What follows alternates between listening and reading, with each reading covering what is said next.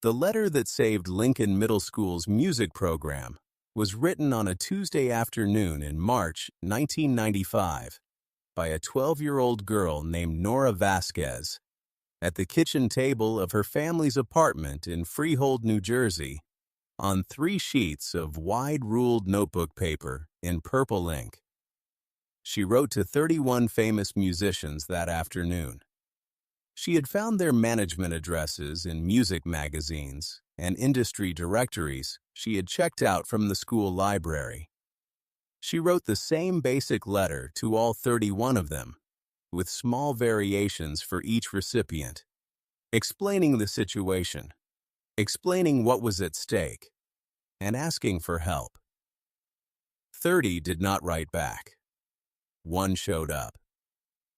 Lincoln Middle School had been notified in February 1995 that its music program would be eliminated at the end of the school year due to budget cuts by the Freehold Borough School District. The program, which had existed in some form since 1962, served approximately 200 students across 6th, 7th, and 8th grade. It included a concert band, a small choir, and the only formal instrument instruction available to students in the district who could not afford private lessons. For many of the students who participated, it was the only access to music education they had or would ever have.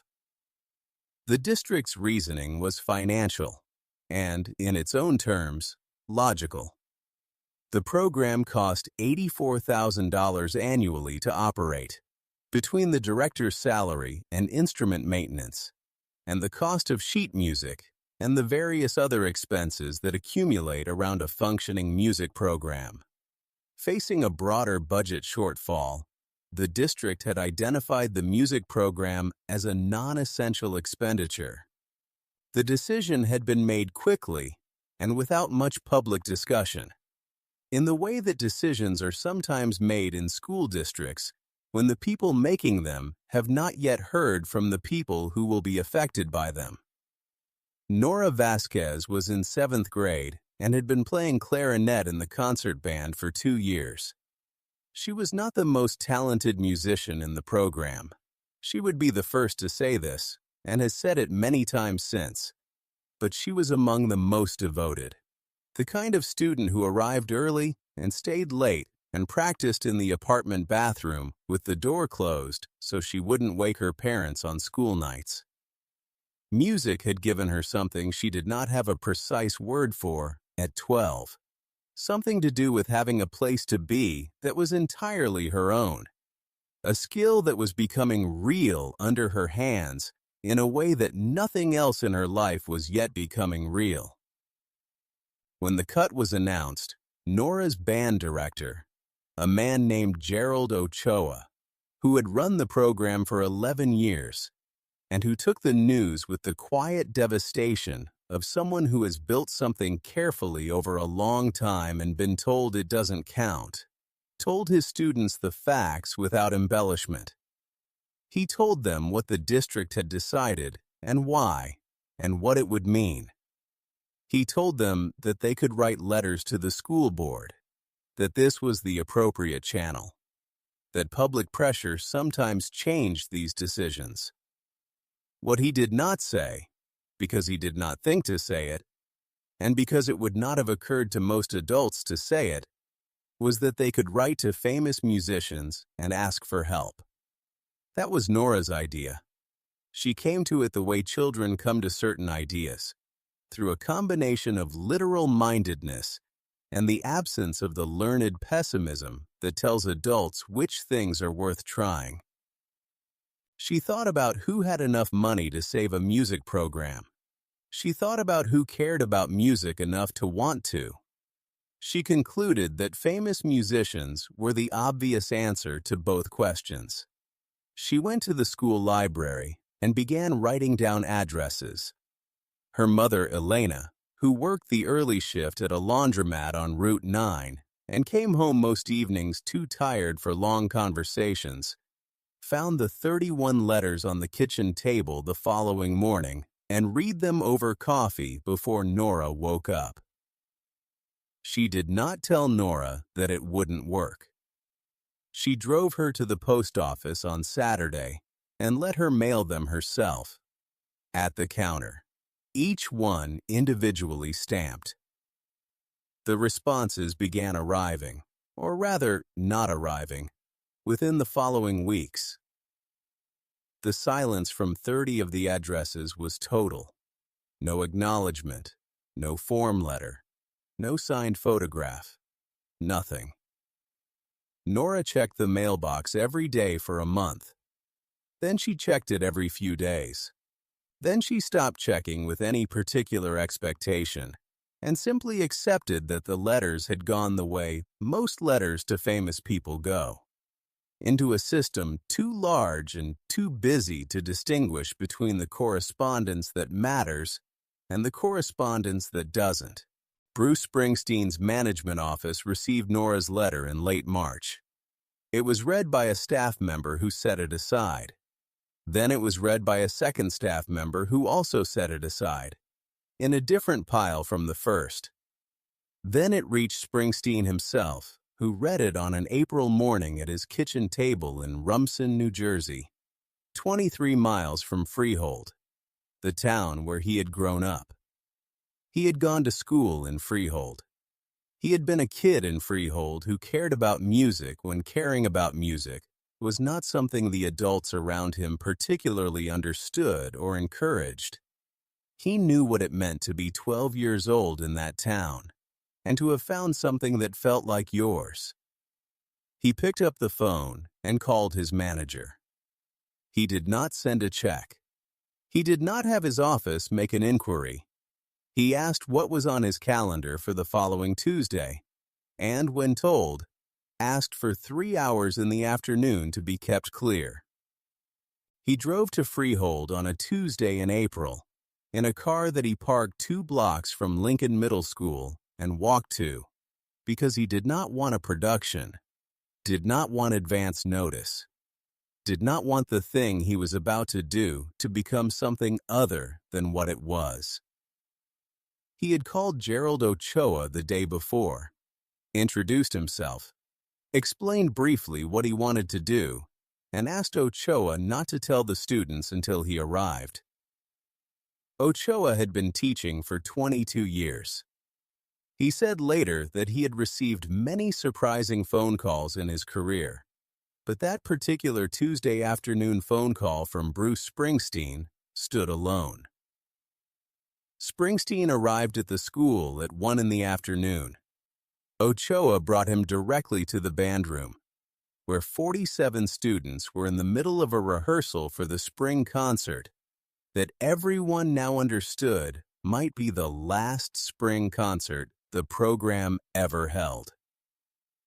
The students looked up when the door opened. Several of them recognized who was standing there immediately. Several others took a few seconds. The rehearsal stopped. Springsteen said hello. He told them his name, as if anyone in the room was uncertain, and told them he had grown up in Freehold, and that he had heard their program was being cut, and that he wanted to talk to whoever had written to him. Nora Vasquez raised her hand from the clarinet section. She was small for 12, with her mother's dark eyes and the slightly formal posture that children develop when they are used to being taken seriously by adults, which Nora was, because she consistently gave adults reasons to take her seriously. She raised her hand, and Springsteen looked at her and said, "You wrote a good letter." Nora said, "Thank you. Did it work?" Springsteen said, "Let's find out." What happened over the following 6 weeks was a combination of a personal check from Springsteen, large enough to cover 2 full years of program operation, and a public statement that drew enough local and state attention to the situation that the Freehold Borough School District reversed its decision before the end of the school year. The music program was not merely saved, but placed on a more stable funding footing than it had occupied in years.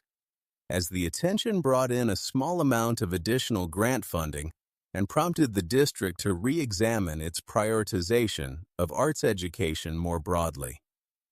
Gerald Ochoa retired in 2008 after 35 years. At his retirement party, he said the two most important days of his career were the day he was hired and the Tuesday afternoon in April 1995, when a 12-year-old girl raised her hand in the clarinet section and asked a man who had just saved her school's music program, "Did it work?" Nora Vasquez graduated from Lincoln Middle School in 1996, from Freehold High School in 2000, and from Rowan University with a degree in music education in 2004.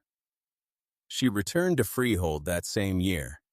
She has taught music at Lincoln Middle School for over 20 years, in the same band room where she raised her hand in the clarinet section.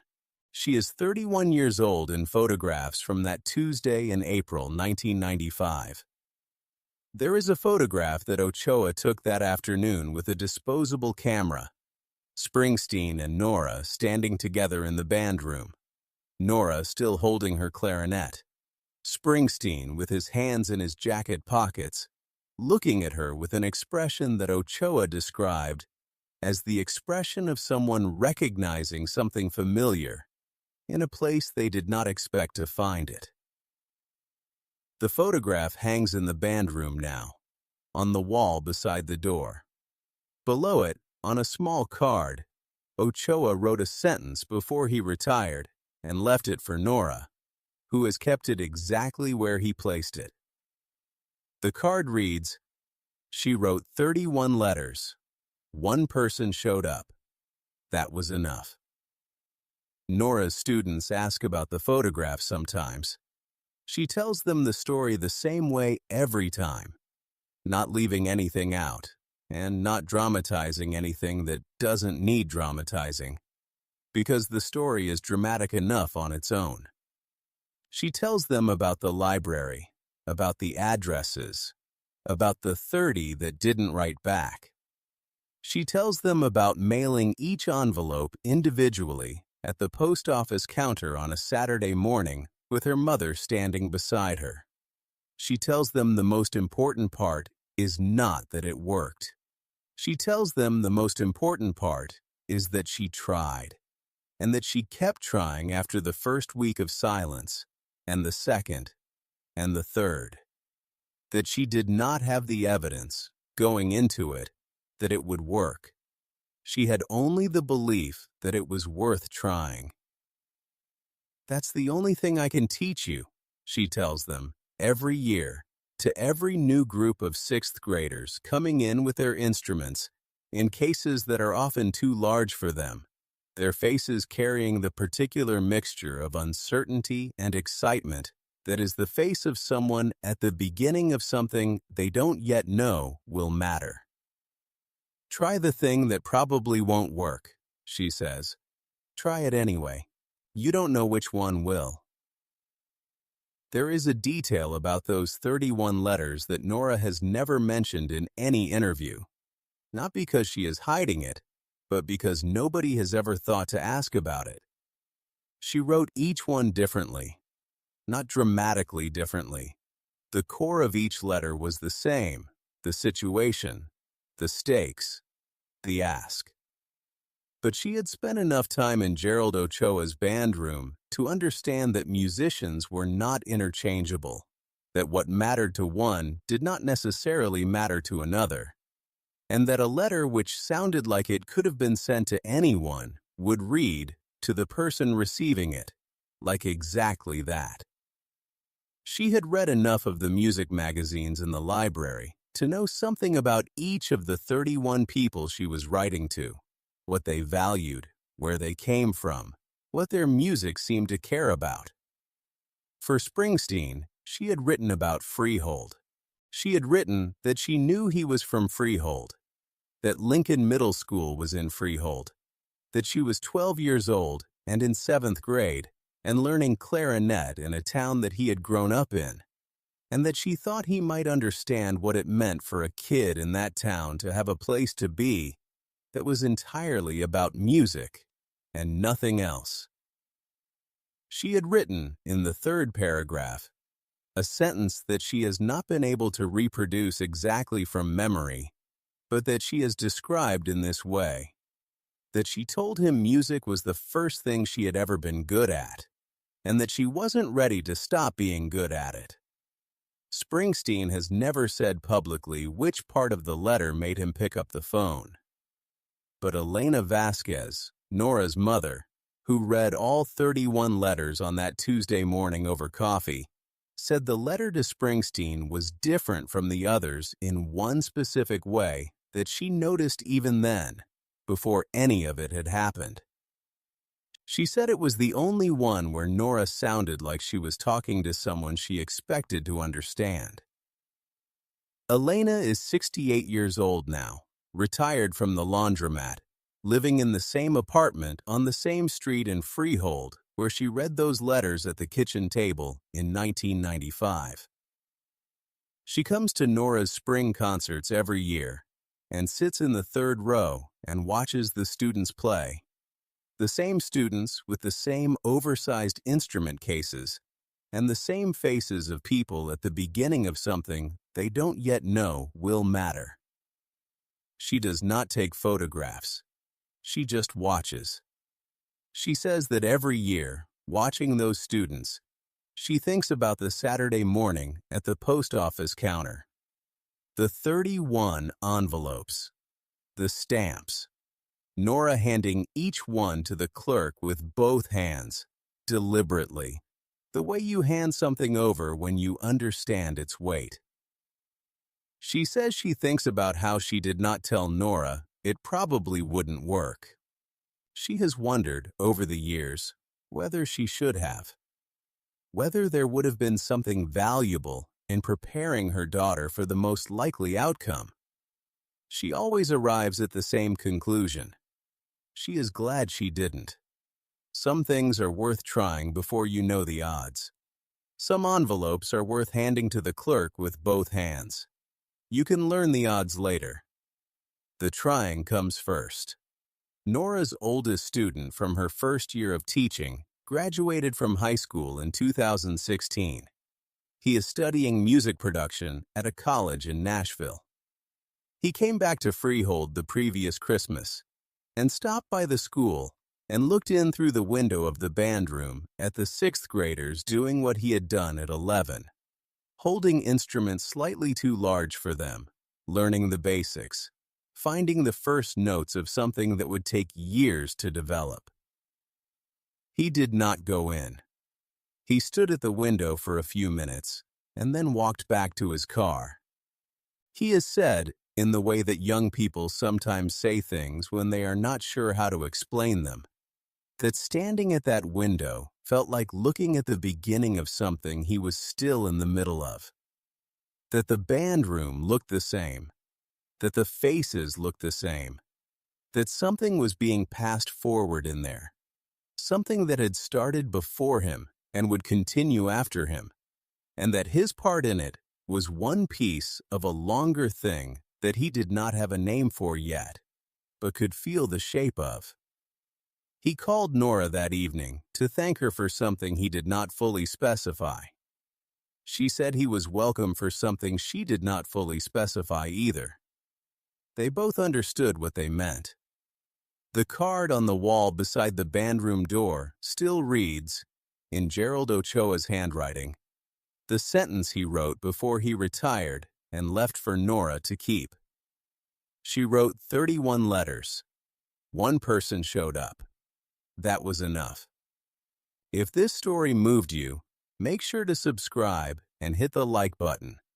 Share this with a teacher who changed your life, or with anyone who needs to be reminded that one letter, sent to the right person at the right time, can change everything. Have you ever done something that probably wouldn't work, and had it work anyway? Tell us in the comments. And don't forget to ring the notification bell for more stories about the moments that remind us why music exists.